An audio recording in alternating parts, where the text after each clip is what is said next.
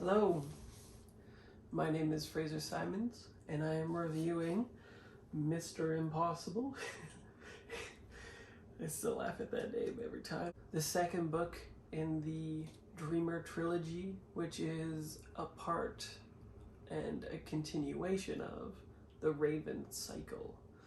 So, this book picks up exactly where the previous one let off. There's a little bit of a segue because there's a time jump, but it catches you up pretty quick. There's a large cast of characters in this book, which I think ultimately is to its detriment, but it still is a very enjoyable sequel. I really liked the previous book because the author is really good at confronting your assumptions about the characters, particularly in the previous book with Declan. I completely bought Ronan's perspective on his brother. And so when we got the perspective of Declan finally, it was kind of eye-opening, and Declan became one of my favorite characters as opposed to one that I didn't like at all. She's really good at that. Each book usually centers a particular perspective, and it usually is part of the twist. A major world building or plot event takes place for that character, and so it's all sort of gravitating and circling around that character. But this time it's not quite like that.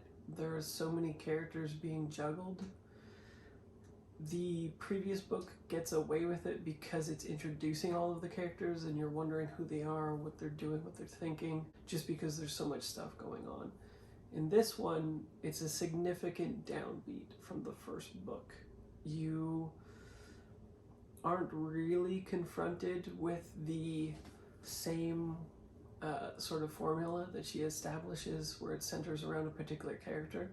It kind of does, centering Bride, but Bride is so thin and ethereal still that it doesn't really work, just like the other characters.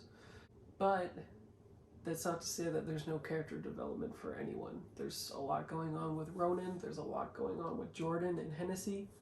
There is advancement in the plot, it just feels a little bit minuscule because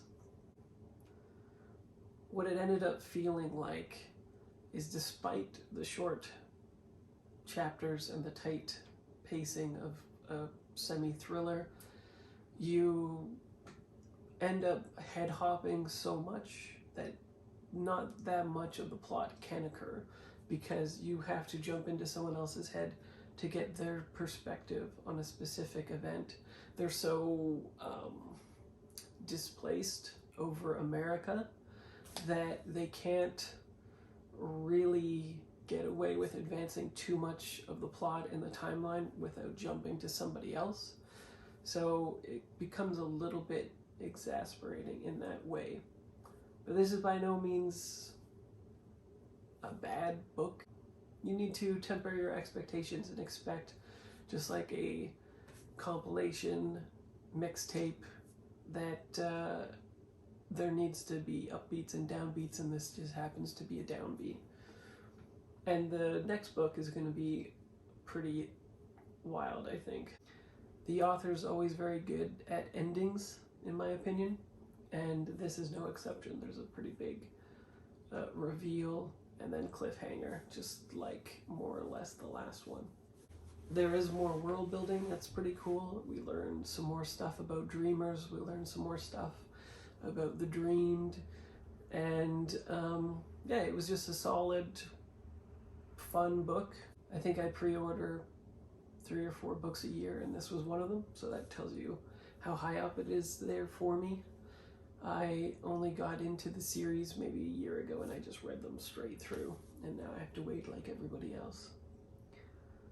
Anyway, I think that about does it. Everything else would be a spoiler. But feel free to ask me questions in the comments below. Tell me what you thought about it. Did you already read it? Did you buy it already? What do you think about it? Don't put any spoilers in the comments. I'm a non-spoiler person. I think it does ruin the experience. But I'd love to know what you think in general terms.